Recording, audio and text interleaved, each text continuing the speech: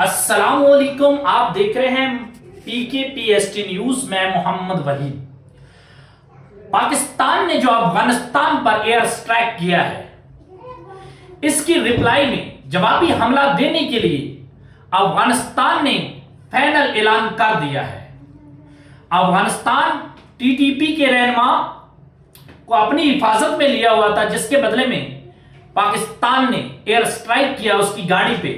اس کی ہلاکت کی اطلاع ملتے ہی افغانستان نے پاکستان کو جوابی حملہ کرنے کی وارننگ دے دی ہے.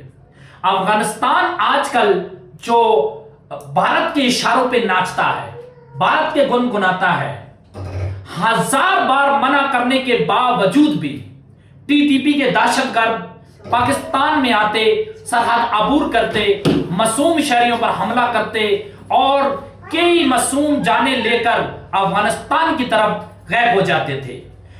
فیڈرل پاکستان نے ایئر سٹرائک کر کے ان کو جواب دیا. ایسا جواب دیا افغانستان میں کسی شہری کو اور کسی آبادی پر حملہ نہیں کیا گیا. صرف وہاں پر جہاں پر ٹی ٹی پی کے دہشت گرد چھپے ہوئے تھے، ان ٹھکانوں پہ 5 دھماکے کیے گئے. اور اس کے ریپلائی میں افغانستان نے ایک وارننگ جاری کر دی کہ آئندہ 24 گھنٹے میں ہم پاکستان کو بہت زبردست جواب دیں گے. پاکستان اور افغانستان جنگ کے دہانے پر آ چکے ہیں، بلکہ یہ جنگ شروع ہو چکی ہے.